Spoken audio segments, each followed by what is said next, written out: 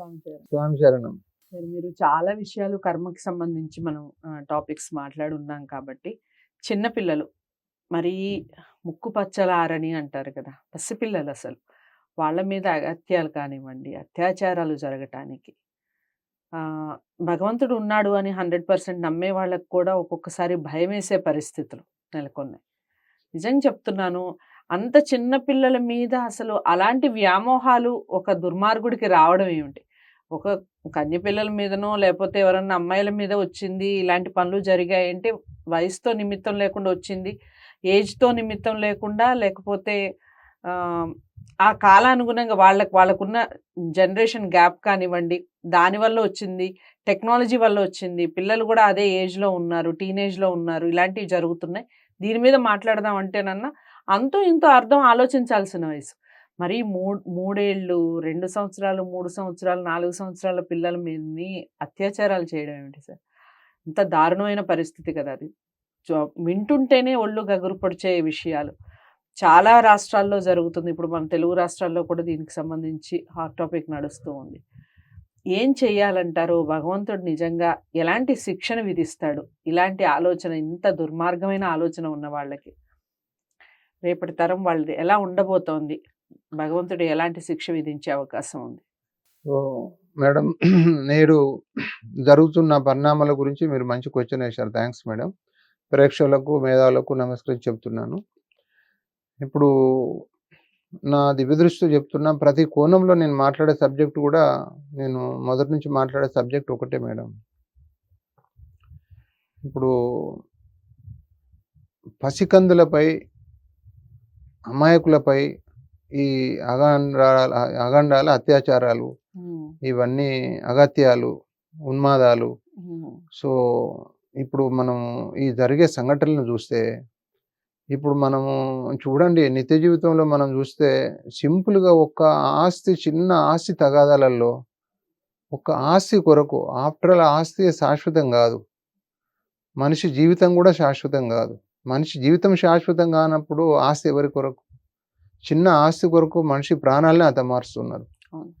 Plus ఇప్పుడు మీరు చూడండి, ఈ కామోద్రేకంతో జరిగే పరిణామాలు, ఈ ఆస్తిపాస్తులకు జరిగే పరిణామాలు, మానవుడు ఏ కోణంలో చేస్తున్నాడని ఆలోచన చేస్తే మానవుని 2 శక్తులు వెంటాడతాయి.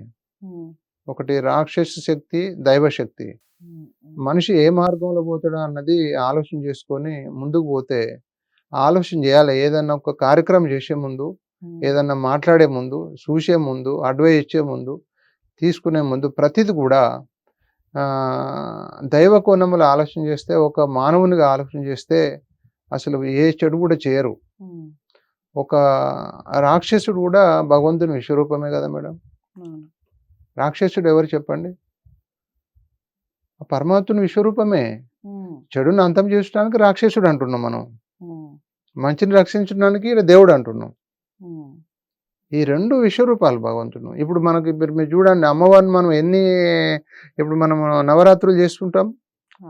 అమ్మవారు మీరు చూడండి, నవరాత్రుల్లో అమ్మవారు కొన్ని అవతారాలు రక్షిస్తుంది, కొన్ని అవతారాలు శిక్షిస్తుంది కదా.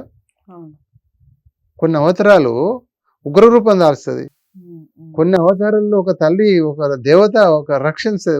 కొన్ని అవతారాల్లో మీరు చూడండి లక్ష్మీ దేవత, కొన్ని అవతారాల్లో సరస్వతి, కొన్ని అవతారాల్లో ఇవన్నీ మీరు చూడండి. ఇవన్నీ అవతారాల్లో భగవంతుని విశ్వరూపమే కదా. ఇప్పుడు నిత్య జీవితంలో కూడా, మానవుని నిజ జీవితంలో కూడా ఈ భగవంతుడు సృష్టించిన, భగవంతుడు అవతరించిన అనేక రూపాల్లో, అనేక అవతారాల్లో, అనేక కర్మల్లో, ప్రతి కర్మ కూడా మానవుడు, భగవంతుడు అనేక మార్గాలు పెట్టిండు. నీకు దైవశక్తి ఉంది. ఆ దైవశక్తుల్లో ఉన్న శక్తులలో అన్ని శక్తులు ఏకమై ఉన్నాయి. మనకు దీన్నే మనం బుద్ధి, పరిజ్ఞానము, దైవ మార్గము, సన్మార్గము, దుర్మార్గం అని అంటాం మనం. ఆ మార్గాలు ఎంచుకోవడంలో మనలో ఉన్న శక్తిని యూజ్ చేసి ఏ మార్గం మంచిదన్నది పోతేనే అది ప్రకృతి హారతి పడుతుంది, సర్వమానవాళి హారతి పడుతుంది, సంపూర్ణాయకలంతో జీవిస్తాడు. అయితే అలాంటి మార్గంలో ఎంచుకోవడంలో తప్పులు జరుగుతున్నాయి నేటి సమాజంలో. దానికి కారణం ఏంటంటే నా దివ్య దృష్టితో నేను చెప్తున్నాను మేడం. ప్లస్ ఇదంతా జరిగే కార్యక్రమాలు కూడా మీరు చూడండి, చిన్న తల్లిదండ్రులు పిల్లలు తల్లిదండ్రులు స్నేహితుల మధ్య అంతో ప్రేమ అభిమానంతో జీవిస్తున్న ప్రేమికుల మధ్యన, మంచి ప్రాణ స్నేహితుల మధ్యన చిన్న చిన్న తగాదాలతో ప్రాణహత్యలకు దూరం అవుతున్నారు.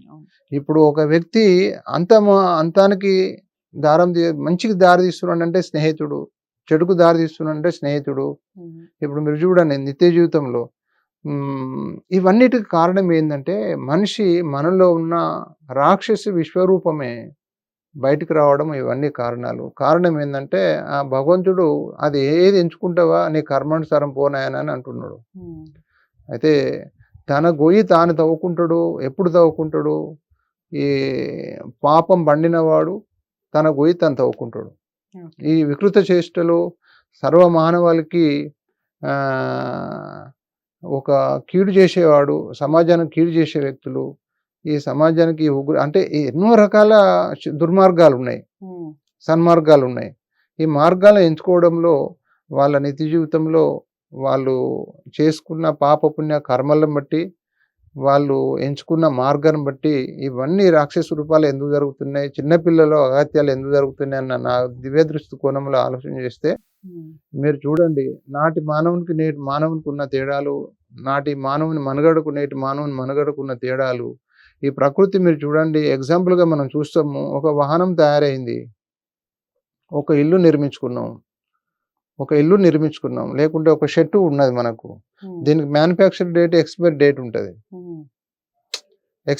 ఉంటుంది. ఇప్పుడు ఇది టవల్ ఉంది మేడం ఎగ్జాంపుల్గా.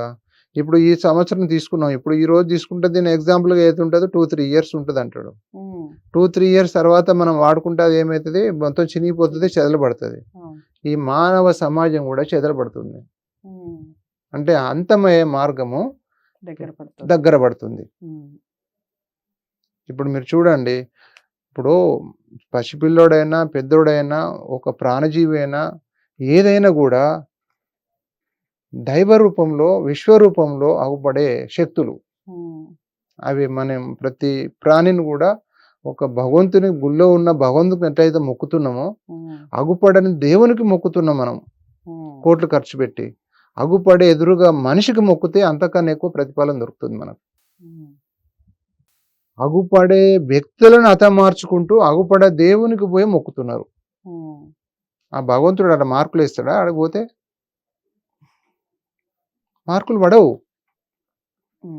అక్కడికి పోకుండా నీ ఇంట్లో ఉన్న నీ చుట్టూ వాతావరణంలో ప్రతి వ్యక్తిని ప్రేమించండి, ప్రకృతిని ప్రేమించండి, చెట్టుని ప్రేమించండి, వ్యక్తులను, కుక్కను ప్రేమించండి, ప్రతి జంతువుని ప్రేమించండి, ప్రతి ప్రాణజీవిలో దైవాన్ని చూడండి. ఏ ప్రాణైన చలనం ఉంది, మాట్లాడుతుంది, ఒక జీవంతో ఉన్నదంటే దానిలో ఉన్న ఆత్మ పరమాత్మనే, భగవంతుడే. మనం ఆ కోణంలో ఆలోచన చేస్తే ప్రతి ప్రాణజీవి మనుగడ భగవంతుడు సృష్టించిన జనన మరణ సమయము సంపూర్ణంగా సాదాసీదాగా మంచిగా నడుస్తుంది. కానీ ఈ రోజులో మీరు చూడండి, జన్మించిన ప్రతి ప్రాణజీవి అంటే నిత్య జీవిత పోరాటంలో అనేక వ్యాధులకు గురై చనిపోవచ్చు.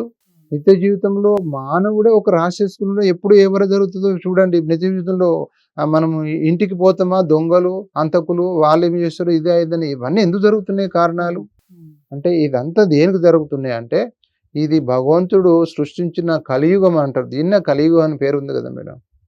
కలియుగ ధర్మంలో ఎండింగ్లో జరిగే పరిణామాలు ఇవి. ఇది మనం అంతమయ్యే సమయం దగ్గర పడ్డది కాబట్టి ఇప్పుడు మీరు చూడండి, ఇప్పుడు జరిగే వికృత చేష్టలు ఈ సమాజంలో ఇప్పుడు చూడండి, కొన్ని దేశాల్లో జరిగే మానవుల ఊచకోతలు ఇప్పుడు మనం నిత్య జీవితంలో మనం ఇక్కడ జరుగుతున్నాయి, చుట్టూ దగ్గర ఎన్నో పరిణామాలు జరుగుతున్నాయి. కొన్ని దేశాల్లో ఒక మనుషుల్ని చంపుతున్నారు. కారణం ఏంది? ప్రకృతి హెచ్చరిక చేస్తుంది, అంతానికి దిక్సూచి ఇది. మనం ఈ ప్రకృతి హెచ్చరిక ఎక్కడ జరుగుతుంది అంటే అంతమయ్యే సమయంలో ప్రకృతి అనేక విపత్తు అంటే ఇది మానవుడు చేసేది కూడా ఇది ఒక విపత్తులే ఇవి. అంటే మానవుని ద్వారా ఈ ప్రళయము అంటే మానవుని మనుగడ దగ్గర పడ్డది, ప్రళయం దగ్గర పడ్డది. ఇది దీన్ని మనము మానవుని మనుగడ అంటే దీన్ని మొత్తం ఇక భూలోక ఇది కలియుగము అంతమయ్యే సమయం ఈ దగ్గర పడ్డదన్న సిగ్నల్స్ కొరకు ఇవన్నీ మానవుడు జరుగుతున్నాయి. బ్యాలెన్స్ తప్పి జీవిస్తున్నాడనే నేను భావిస్తున్నాను. రైట్. సో అదండి. ఇలాంటివి జరగకుండా ఉండాలని మనస్ఫూర్తిగా కోరుకుందాం. చిన్నపిల్లలు, పసిపిల్లల మీద అత్యాచారాలు అంటే సార్ చెప్పిన విషయాలు అందరికీ బోధపడ్డాయని అనుకుంటున్నాను. కలియుగ అంతానికి ఇదొక సూచనలాగా మనకి కనిపిస్తుంది అన్నట్టుగా చెప్తున్నారు. ఏదేమైనా ముఖ్యంగా పసిపిల్లలంటే అసలు ఒక చిన్న పువ్వుతో సమానం.